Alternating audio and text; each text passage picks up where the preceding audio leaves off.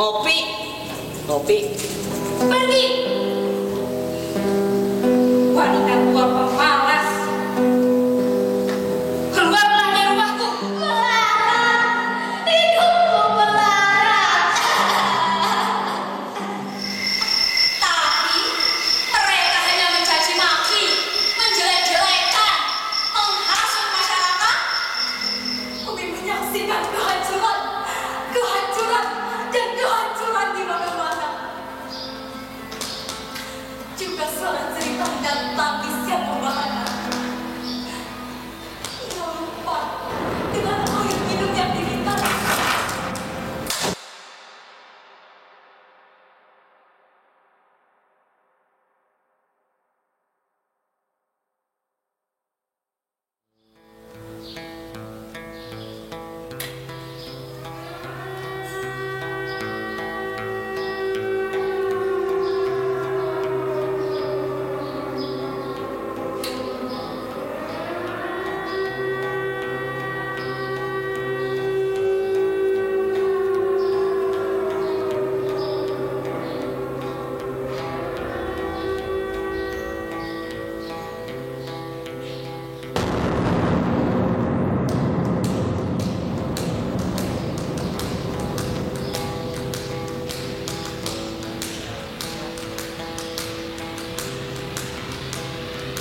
Nebu menggigil.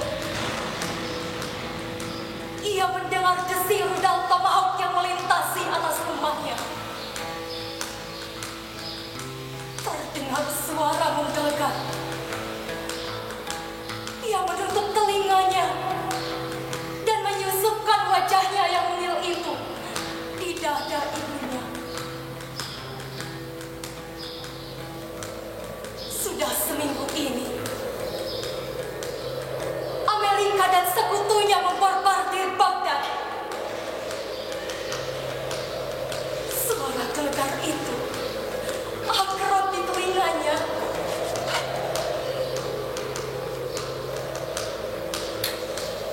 Tapi badannya masih menggigil juga.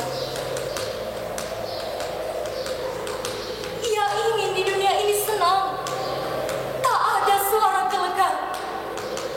Tetapi sekarang yang didengarnya adalah gelegar yang menakutkan.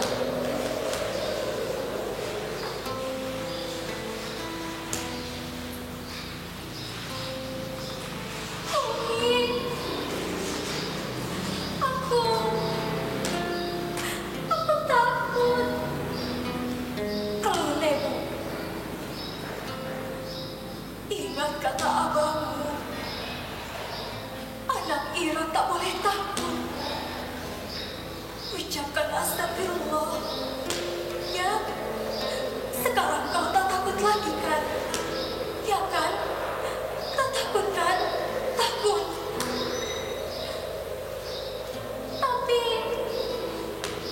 Tapi aku takut, Umi. Apa aku salah mengatakan yang sebenarnya? Betul-betul takut, Umi.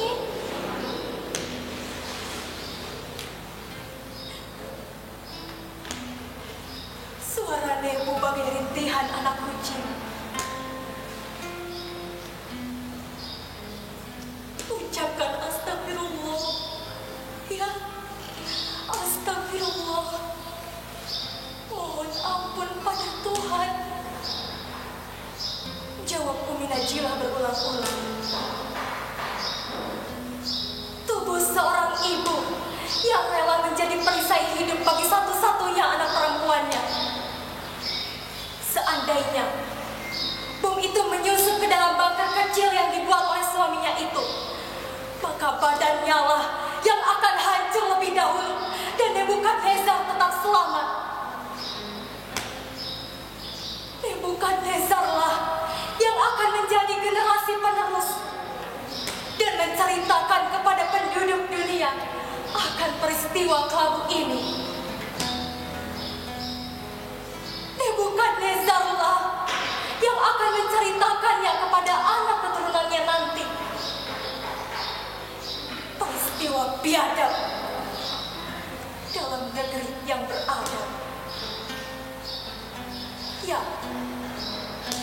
dimanapun juga, kapanpun juga, perang akan selalu membawa kepedihan, terutama bagi keluarga. Tetapi mengapa perang selalu ada?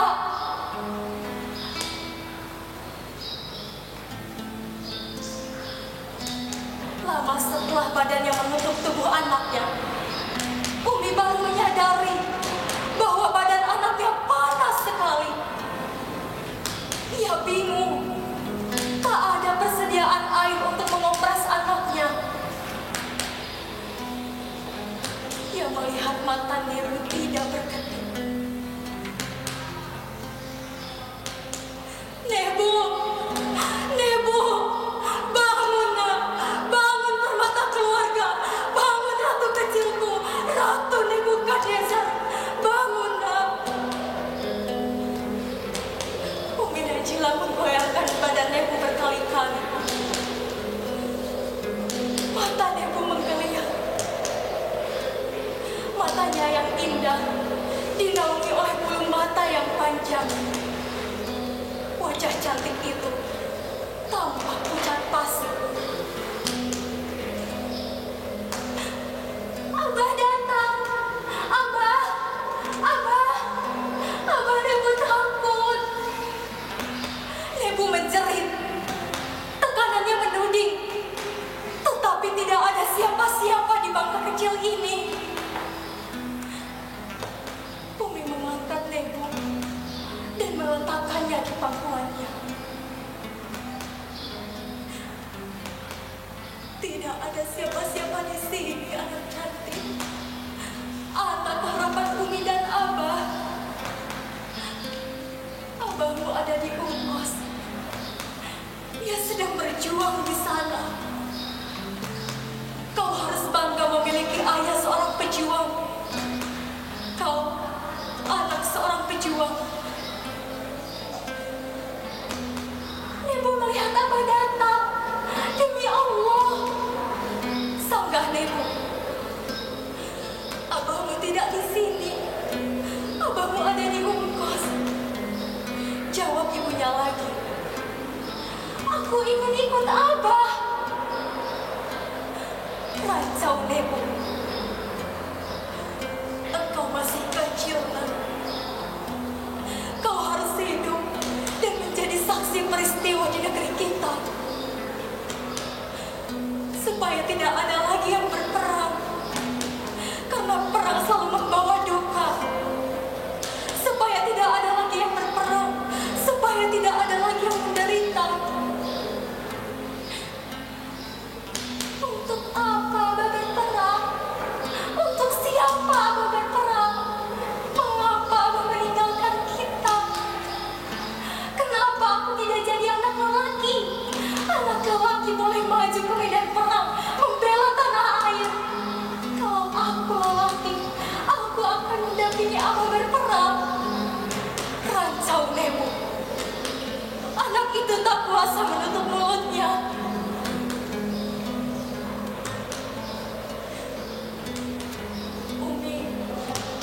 Umi tak tahu untuk apa dan untuk siapa Abah berperang.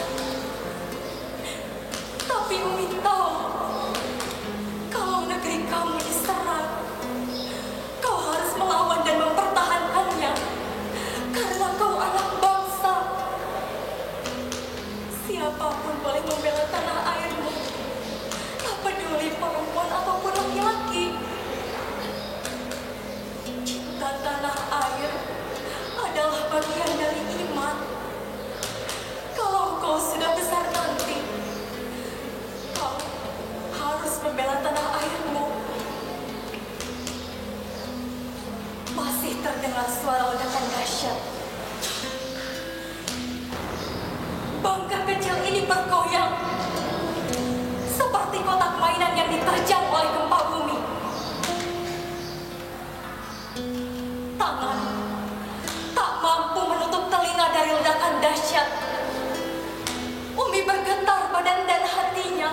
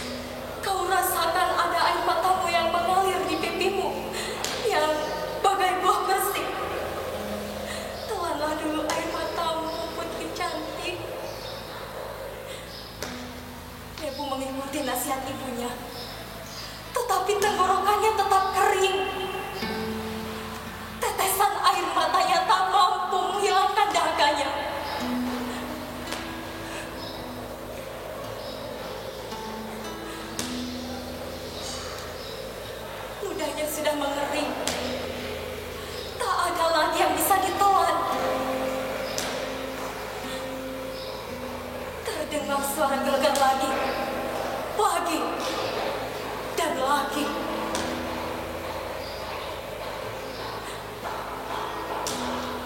Umi, minum. Pinta Nebu. Umi menangis. Isap air mataku dulu, sayang. Ambil air mataku untuk minum. Tangis Umi semakin keras. Ia merasakan lidah anaknya di bawah mata. Lidahnya amat panas.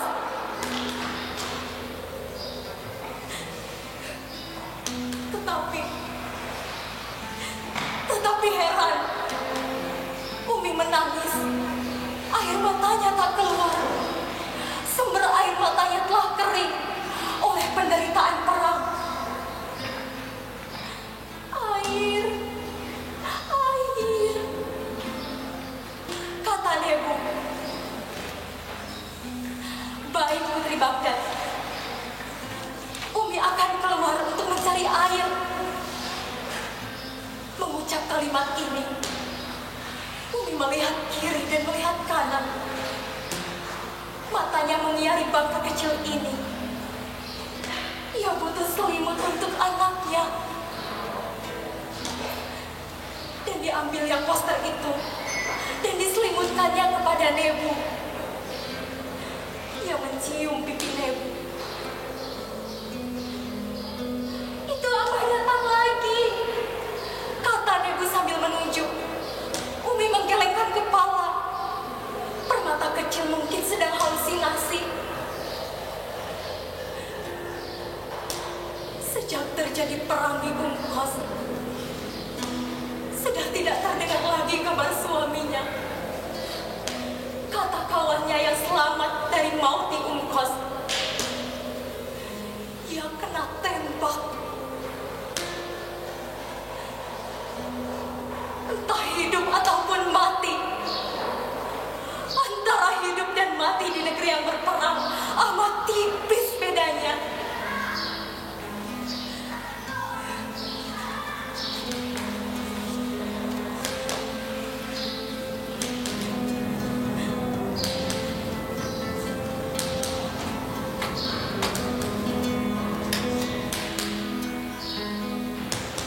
Masya Allah, Allahu Akbar. Rumah-rumah penduduk hancur. Di mana kota Baghdad yang indah dalam kisah 1001 malam itu? Di mana keindahan itu? Umi menyaksikan kehancuran, dan kehancuran di mana-mana. Juga suara cerita dan tangis yang membahana. Ia lupa dengan air minum yang diminta.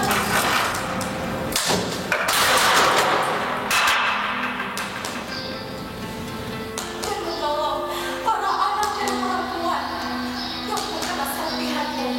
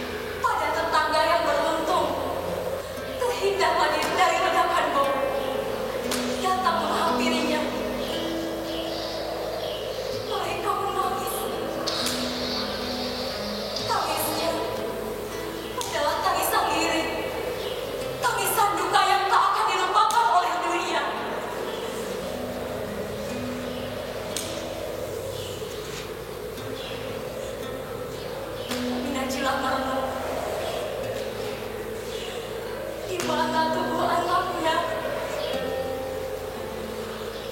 Semuanya hancur. Mungkin tubuh anaknya sudah menjadi debu. Umi mencium bundelan yang berada mata itu. Dan tidak ada lagi air mata yang keluar, sebab matanya sendiri sudah mengering.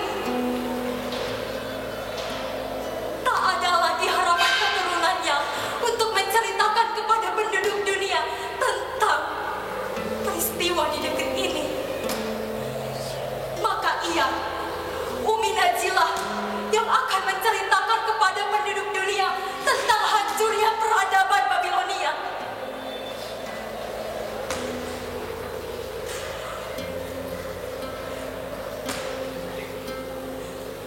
Umi Najilah bergumam.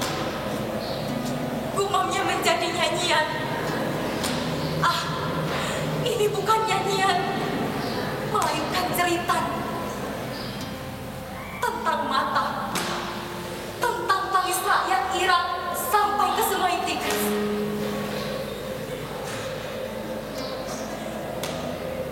Umi ingat, dulu sekali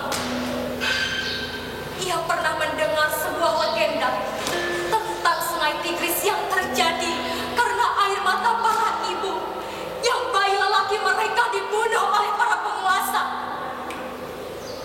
Karena takut dari salah satu dari mereka akan menjadi baginda raja. Air mata itu membentuk Sungai Tigris. Ah, kenapa peristiwa ini berulang kini? Umi merenung. Seandainya, ya, seandainya Irak masih punya senjata, pasukan yang menghadap akan diserang.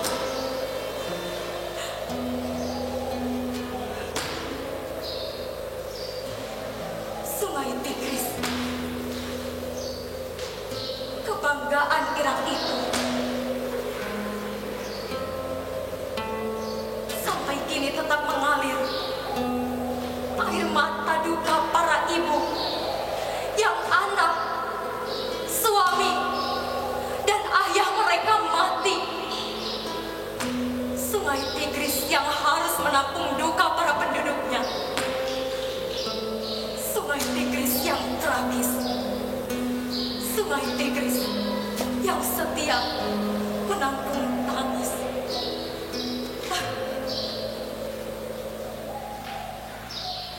Mata karya Titi Said.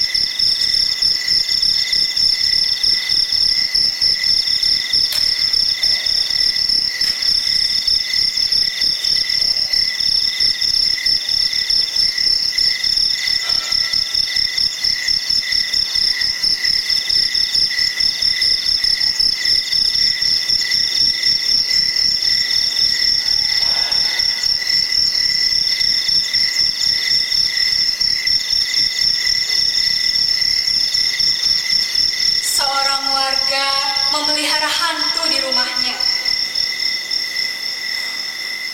Berita itu mula-mula menjadi bahan tertawaan. Tetapi ketika beberapa orang mulai datang untuk menengok hantu itu dan diam-diam minta pertolongan, masalahnya jadi berbeda.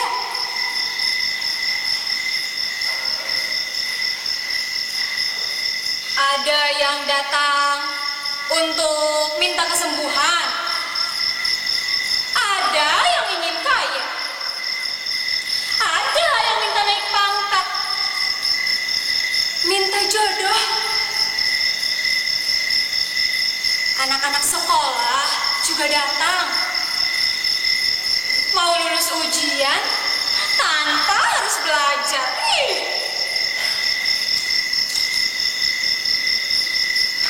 Ada juga koruptor-koruptor teri yang minta jangan sampai ulahnya ketahuan. Tapi bukan untuk kapok, malahan mau meneruskan karirnya.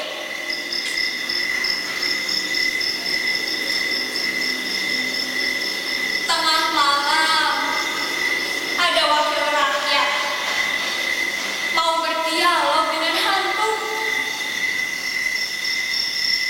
dan meminta supaya diberikan petunjuk bagaimana mengurus masyarakat agar jangan bergolak. Ia membaca berita di desas-desus bahwa gerakan menumbangkan Mubarak di Mesir telah mengalir ke seluruh Timur Tengah. Gaddafi yang angker itu juga sudah dikepret. Ia takut teori domino akan menjalar ke arahnya.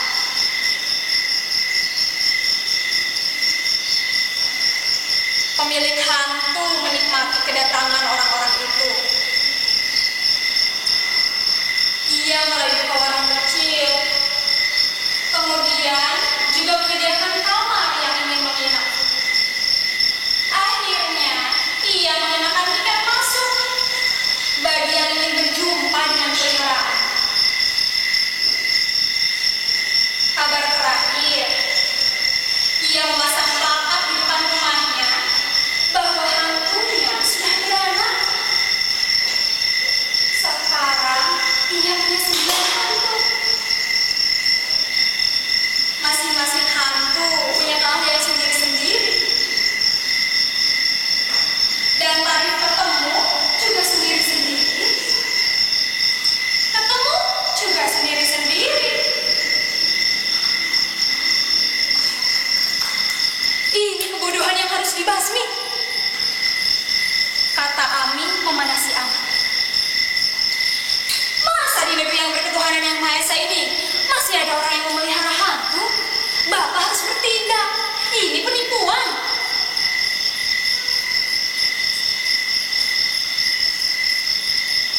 Bu Ahmad setuju.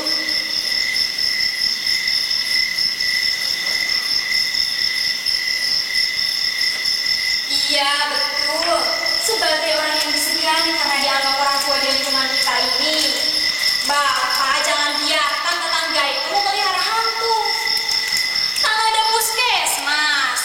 Kalau sakit, ya berobatnya ke situ. Jangan minta sama hantu. Lihat, sejak tetangga memelihara hantu, anak-anak jadi tidak mau belajar lagi. Padahal ujian sudah dekat. Mereka percaya bahwa hantu itu akan membantu mereka lulus.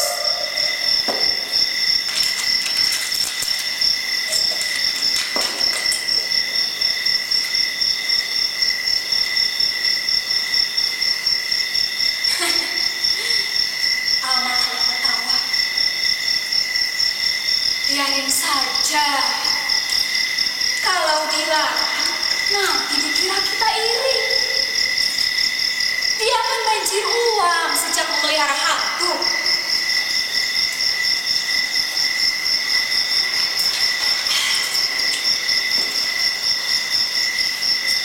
Lihat rumahnya sekarang dibangun 3 lantai lagi.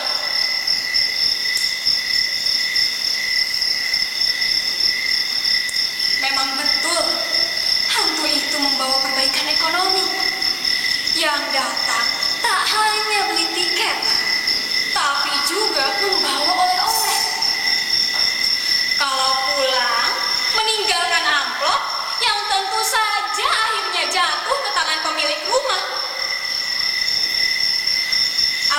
lagi yang pernah meninggalkan amplop tebal mengaku seluruh permintaannya terkabul.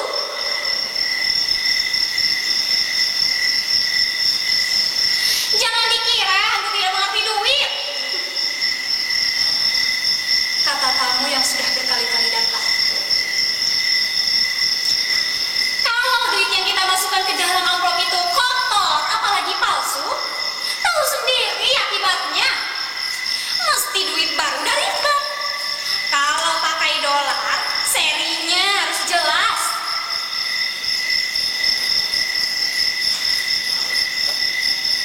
Pemilik hantu itu sendiri tidak punya komentar apa-apa.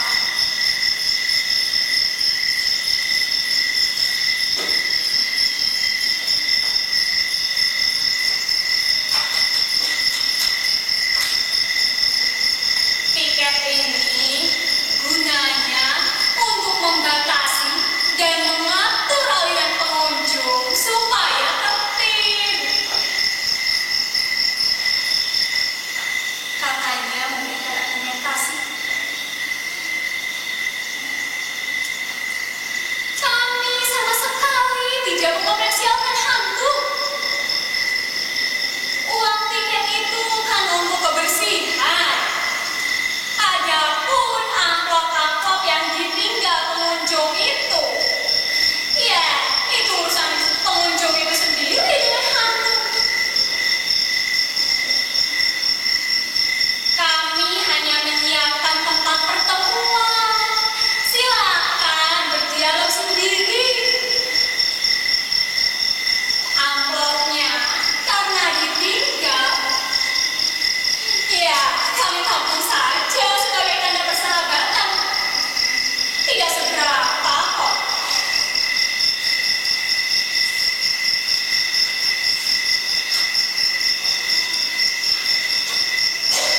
Dia bohong. Orang segera tahu berapa besar isi amplop itu sejak di depan rumahnya mulai nangkring mobil pijat Innova. Istrinya tidak pernah lagi jalan kaki keluar rumah. Ke tetangga pun ia diantar Innova.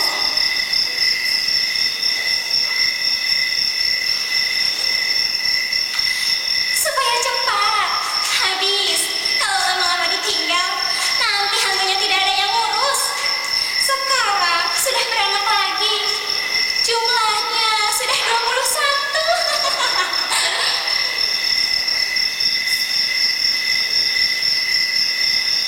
Sukses membuat tetangga juragan hantu itu masuk ke dalam koran. Dengan nada sinis, beberapa wartawan serentak mencerca ulah memelihara hantu itu sebagai tanda kebodohan masyarakat. Mereka mengundang petugas agar bertindak. Jangan sampai terlambat. Karena itu jelas-jelas menenggelamkan masyarakat ke dalam alam mimpi.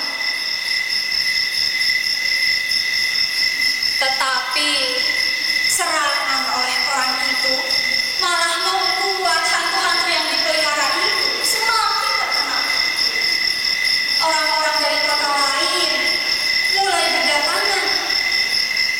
Bahkan dari Bandung dan Jakarta. Juga tamu dari Kalimantan dan Sulawesi membanjir. Masyarakat ikut menikmati kedatangan orang-orang itu.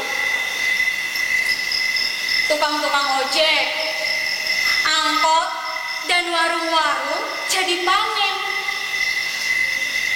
Beberapa penduduk ambil kesempatan menyediakan fasilitas parkir dan menginap bagi tamu-tamu. Tapi para mahasiswa mulai bertindak. Dimotori oleh Ami dan kawan-kawannya, mereka menyelenggarakan gerakan anti hantu. Beramai-ramai mereka mencoba menghalang-halangi pengunjung dengan memberikan keterangan bahwa semua itu isapan jempol. Tapi usaha itu gagal. Yang datang tidak peduli.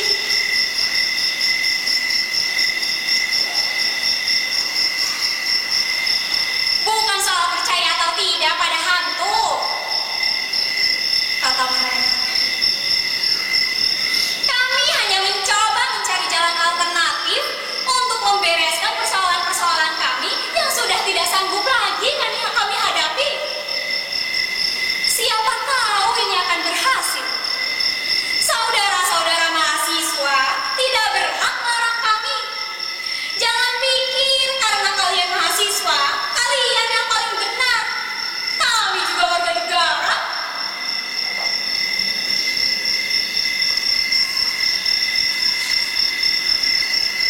Para mahasiswa Peki, mereka tak bisa lagi menahan beberapa anggotanya menyerbu rumah hantu itu dengan lemparan batu. Tapi itu semua sama sekali tidak membuat rumah hantu itu ditutup. Malah tetangga itu menyediakan beberapa tukang pukul, menjamin kenyamanan para pengunjungnya.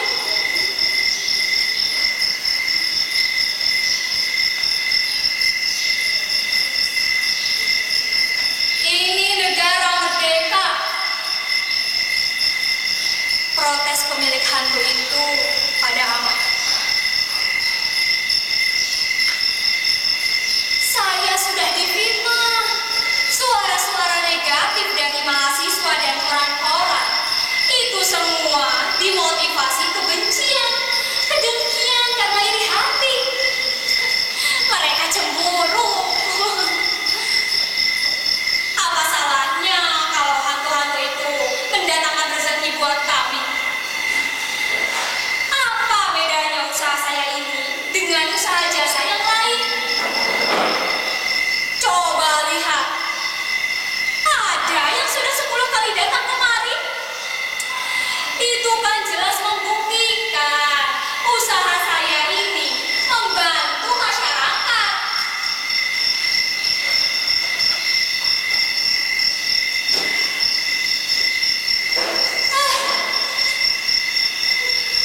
Apa mereka pikir enak memelihara hantu? Sekarang kehidupan saya sudah terganggu karena setiap detik rumah penuh dengan tamu.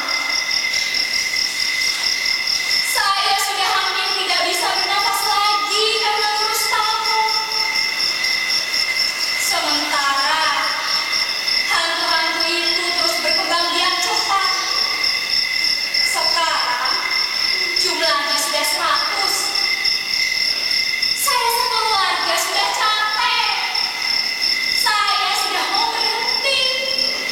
Tapi karena dicaci, dimaki, dipojokkan, saya jadi berbalik.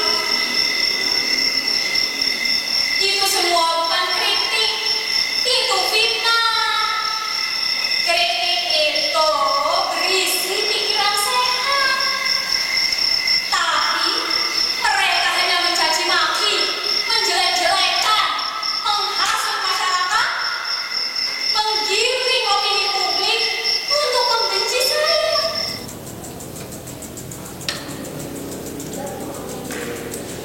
Ngopi. Ngopi.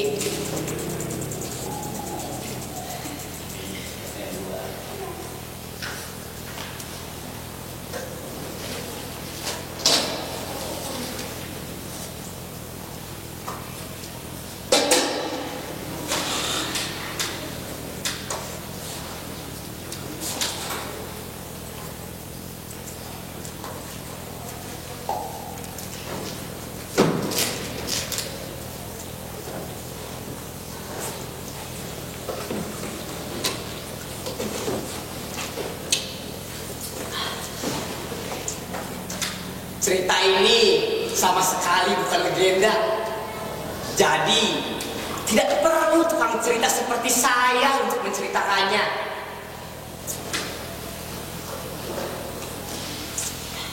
Andai saya ceritakan pun, tidak akan ada yang peduli. Tidak akan ada yang tertarik. mendengar cerita persahabatan saya dengan Wong Asu. Lantas, kenapa kamu ceritakan kepada saya? Saya tidak bercerita.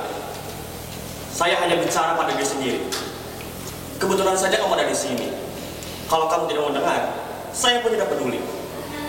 Iya dia, matanya menerang jauh dari jendela yang menghadap ke arah matahari terbenam.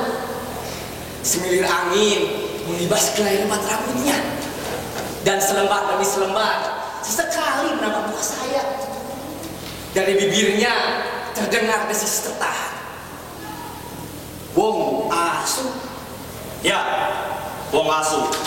Begitulah ia dinamakan. Apakah kepalanya serupa anjing? Berekor dan berkaki 4? Itu benar-benar anjing namanya. Tidak. Ia manusia biasa seperti kita. Hanya saja apa? ia berkelakuan bagai anjing. Tunggu dulu. Tadi kamu katakan dia dinamakan Wong Asu. Maksudmu setelah ia berkelakuan bagai anjing? Atau orang tuanya cenayang? Mungkin. Lantas, Mungkin orang tuanya anjing. Sepotong bulan mulai menampakkan sinar keperakan di sela-sela awan. Seekor anjing melintas di pantai, lalu berhenti, seakan ingin bermain dengan riak ombak yang menjilat keempat kakinya. Ia melolong panjang sambil tengadah menatap bulan.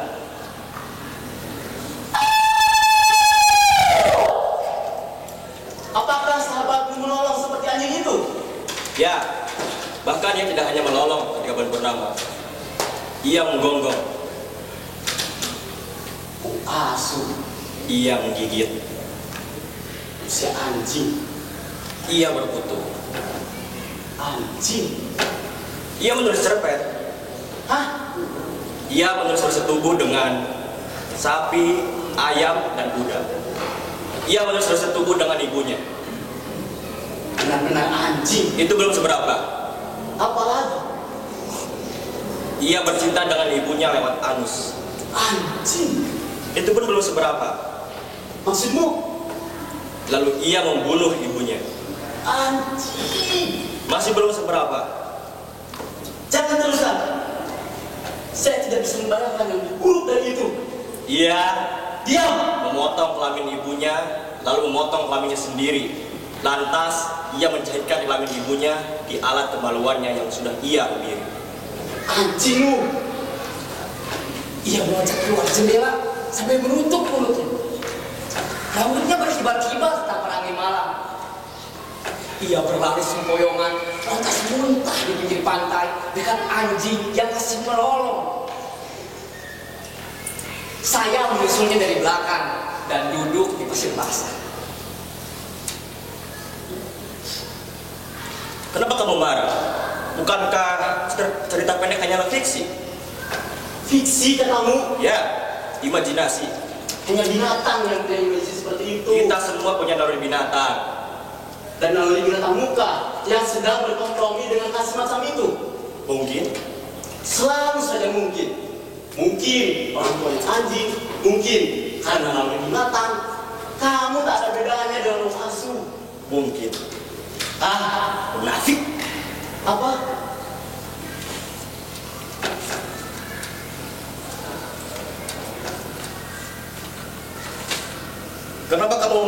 Kenapa kamu mendengarkan cerita saya? Padahal orang lain tidak ada yang sudi mendengarnya.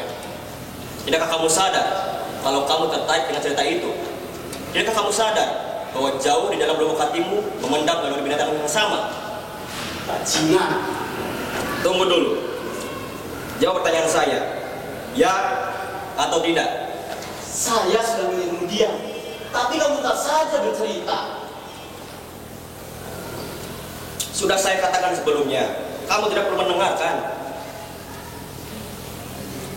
Jadi untuk apa kamu menyusul saya kemari? Saya sudah tidak mau mendengar. Saya pikir kamu masih mampu mendengar. Tidak. Kamu masih mampu duduk di dekat anjing itu. Matanya berkilat-kilat melebihi cahaya bulan. Ia kelihatan sangat cantik jika marah. Lalu ia menjemput sejumput pasir dan melemparkannya ke arah anjing yang sudah santai rebahan sambil memandangi kami yang sedang bertengkar. Si anjing kini menggeram tertahan. Lalu ia mengambil sebuah karang dan melemparkannya ke arah anjing itu. Si anjing kini berdiri, namun tak tidak mau pergi. Ia berlari ke tengah laut melawan ombak pasang. Kepalanya hilang sejenak, lalu timbul di antara buih-buih ombak. Ia memegang karang yang jauh lebih besar. Lalu ia berlari, menghampiri si anjing dan meletakkannya di kepala si anjing hingga jatuh terkapar. Kamu membunuh anjing itu? Tidak. Ya, anjing itu sekarat. Tidak. Lihat, darah yang mengalir dari kepalanya. Lihat, tubuhnya yang kejang-kejang. Lihat, bagaimana kepalanya yang mendelik menatap maut. Tidak.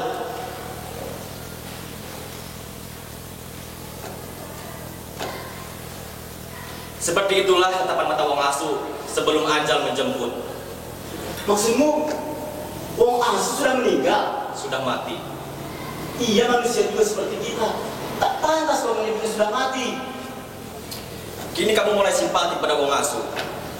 Kamu mulai simpati pada dirimu sendiri. Tidak. Kamu sendiri yang tadi mengatakan kalau ia manusia juga seperti kita. Tapi tadi kamu mengatakan bahwa ia benar-benar anjing. Manusia dengan lawan anjing, apa bedanya? Ia tetap manusia.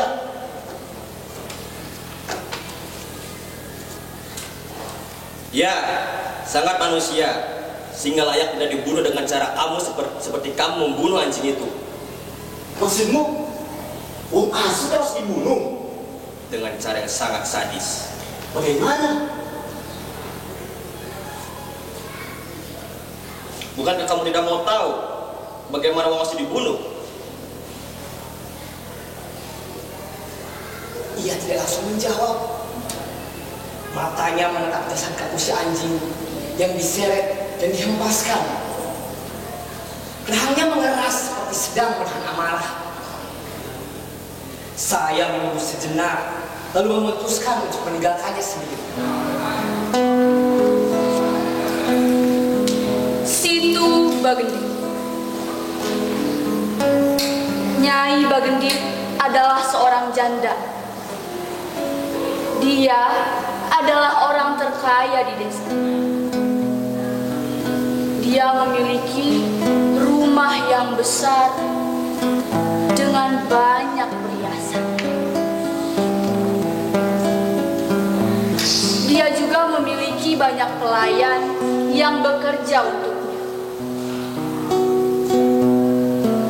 Selain kekayaan, Nyai Bagendit juga dikenal karena sikap buruknya.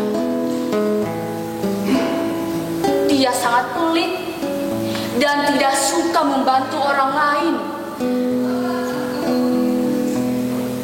Setiap kali ada penduduk desa yang membutuhkan uang, mereka meminjam padanya. Namun, ketika penduduk desa ingin mengembalikannya, mereka harus membayar 2 kali lipat. Dan jika mereka tidak bisa mengembalikan hutangnya, Nyai Bagendit menyuruh para pengawalnya untuk mengambil harta milik penduduk desa dengan paksa.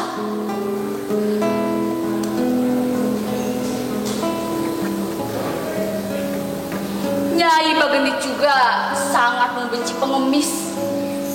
Dia berpikir pengemis itu orang malas. Dia tidak pernah kasihan kepada pengemis yang datang ke rumahnya.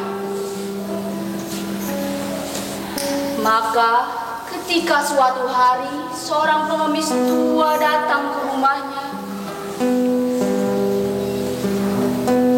Nyai Bagendit langsung mengusirnya. Pergi!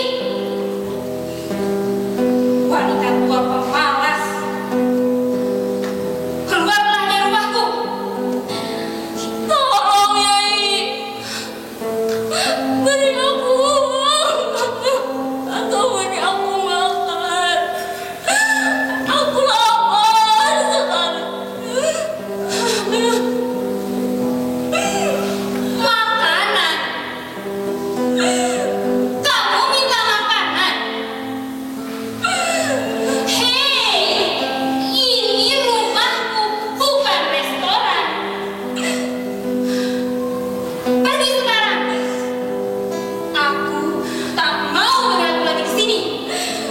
Bagendit kemudian melemparkan batu ke pengemis tua itu. Pengemis tua itu sangat sedih. Kemudian dia berkata, "Nyai Bagendit, aku tahu kamu adalah orang terkaya di desa ini. Kamu punya hak. Tetapi kamu tidak pernah membantu orang lain. Kamu tidak pernah bersyukur kepada Tuhan. Tunggu hukuman dari Tuhan." Pengemis tua lalu meninggalkan rumah Nyai Bagendit.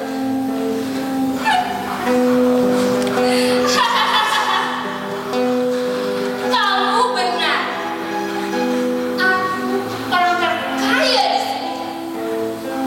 Jadi tidak ada yang bisa menghukumku. Bahkan Tuhan pun tak akan bisa menghukumku.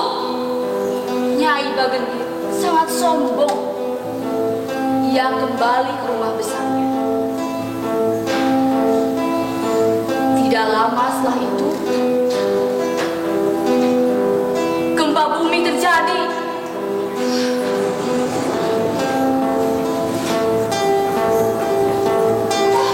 Rumahnya roboh.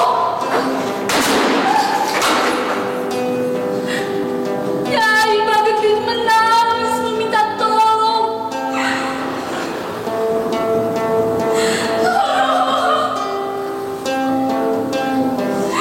Bantu aku.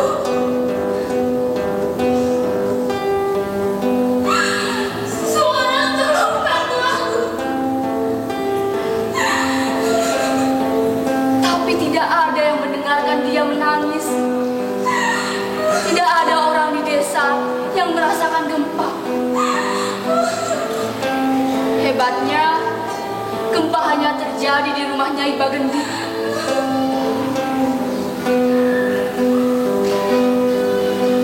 Tanah di rumahnya terbelah. Saking besarnya, seluruh rumah Nyai Bagendit dan hartanya hilang.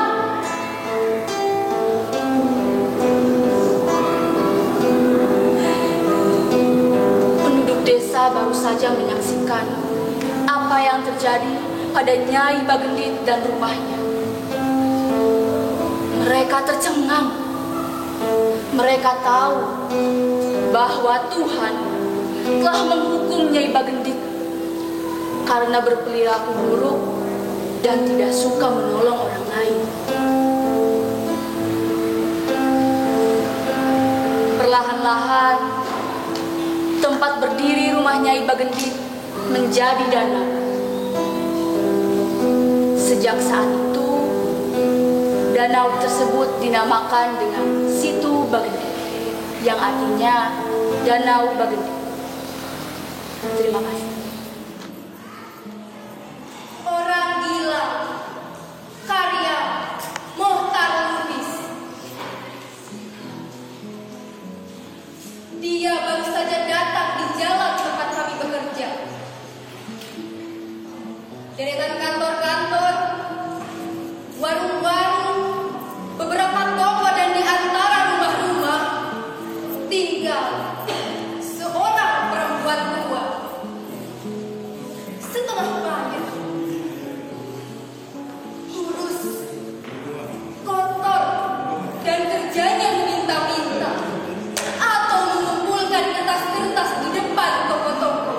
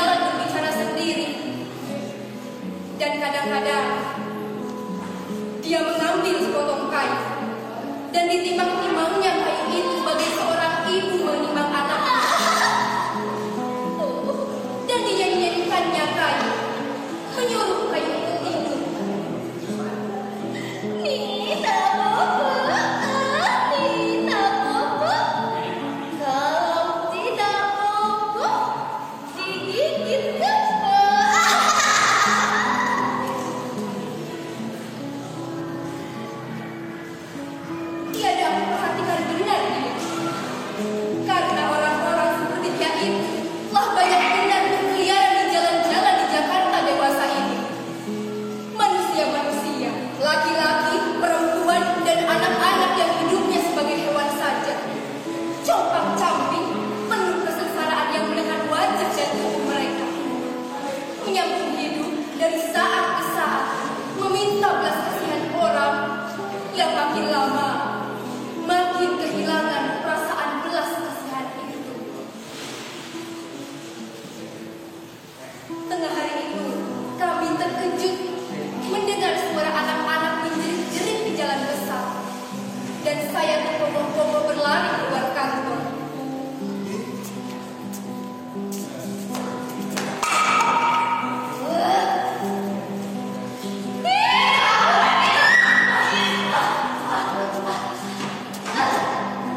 Serombongan anak-anak berlari yang terpencar-pencar dikejar oleh perempuan gila itu yang melempar-lemparkan batu yang dipungutnya di jalan. Anak-anak itu menghilang ke dalam gang. Dan ketika perempuan itu melihat tidak ada anak-anak lagi yang mengganggunya, dia bersandar ke tiang listrik. Dadanya naik turun, tersengal-sengal, rambutnya kusut masai, amat kotornya. Dan ketika itu, sebentar dia memandang pada saya. Saya melihat bahwa rambutnya yang kotor dan kumal, pakaiannya yang kotor selama ini telah koyak-koyak, hancur lebur. Kain yang dipakainya telah hancur pula koyak-koyak. Timbul kasihan saya padanya. Saya datangi dia, memberikan uang setengah perak. Melihat saya datang, dia segera membungkuk mengambil batu, menyeringai memandang pada saya dan bersikap hendak menerjang. Mengomel-ngomel pada dirinya. Melarang, hidupku melarang. Melarang. Melarang. Saya jadi takut. Akan tetapi, saya beranikan juga hati saya dan berkata dengan suara lemah lembut padanya, "Ini uang sedikit, beli makanan." Saya melangkah mendekatinya. Akan tetapi, tiba-tiba dia melompat dan mengayunkan tangannya ke belakang hendak melemparkan batu ke arah diriku. Saya jadi takut dan mundur kembali.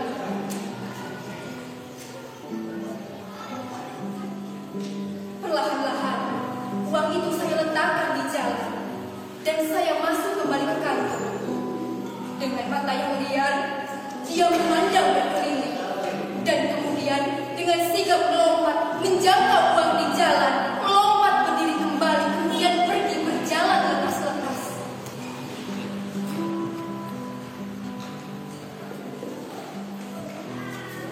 Pada hari-hari berikutnya, kami dengar terus teriak dan seorang anak-anak mengganggunya. Dan sekali-kali aku melihat dia berlari mengejar anak-anak atau pura-pura menimang bayi di pinggir jalan, menyanyi-nyanyi. Tahu gak sih? Aku punya mainan baru. Di mana? Di rumah. Orang gila yang kemarin.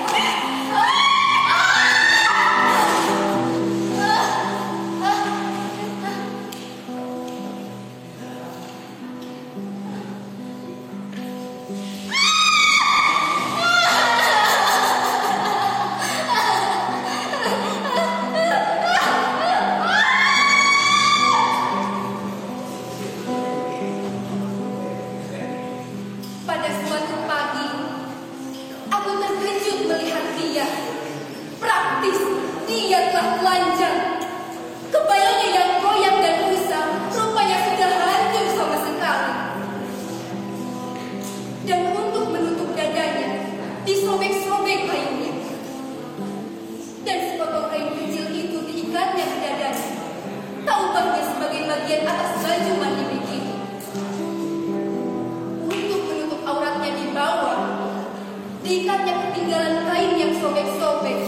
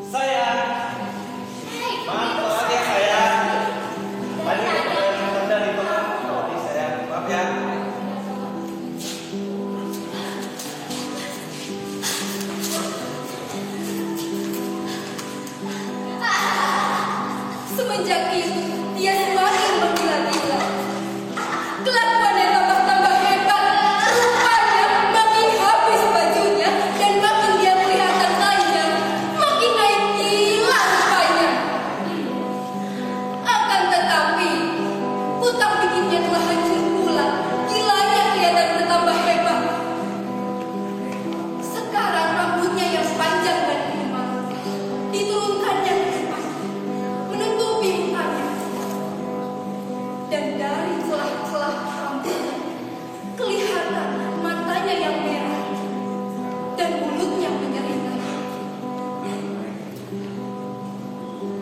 Gangguan anak-anak juga semakin kejam terhadap dirinya. Jika dahulu mereka puas menyorak-nyoraknya saja, maka sekarang mereka mulai melemparinya dengan batu.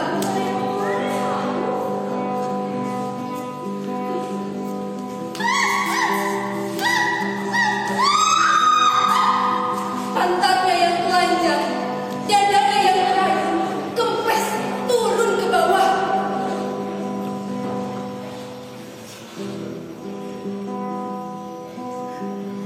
Hingga pada suatu hari, perempuan gila itu praktis sudah telanjang bulan.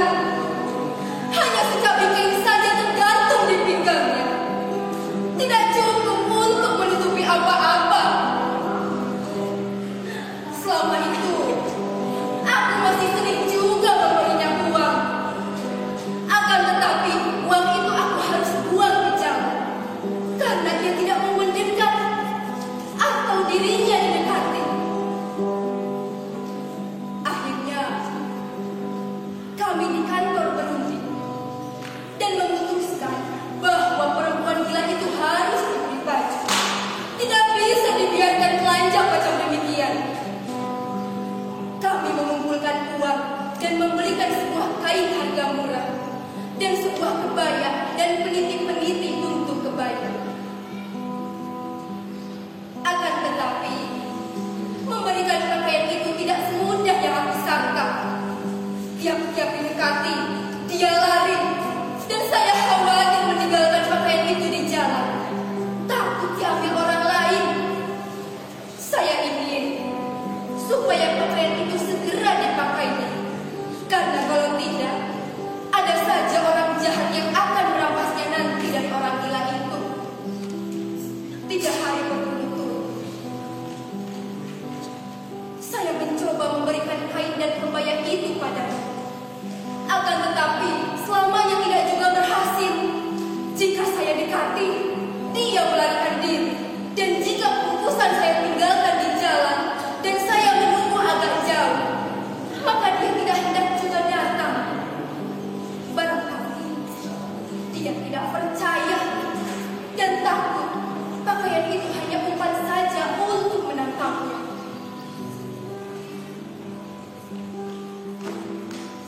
Hari keempat, pakaian itu saya lemparkan kepadanya dan dia berlari ke dalam gang. Akan tetapi, di simpang gang dia berdiri dan melihat pada saya. Saya menunduk pakaian di jalan dan memberi isyarat supaya pakaian itu dipakai.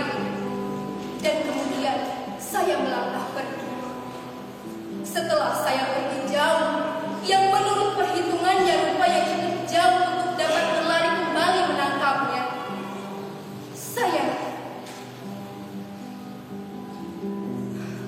perempuan gila itu mengambil pakaian itu dan berlari ke gang dengan lekas-lekas.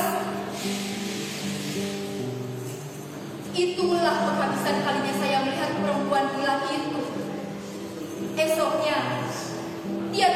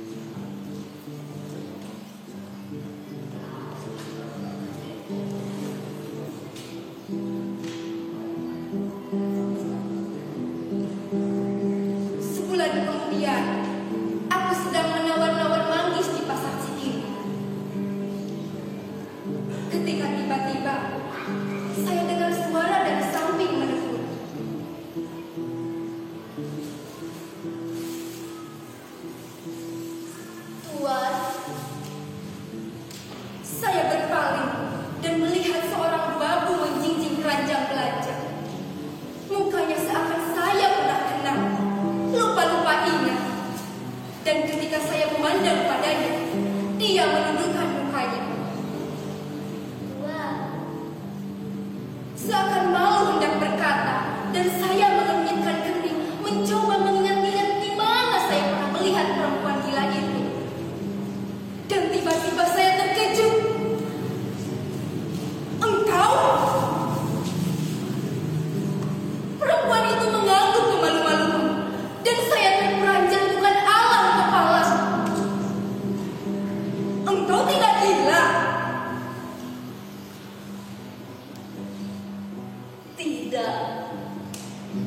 Dan sebentar bayangan gelap kenang-kenangan penuh kengerian dan siksaan lewat wajahnya, dia berkata, karena melarat, saya pura-pura gila untuk menutup keniscayaan malu yang menimpa diriku.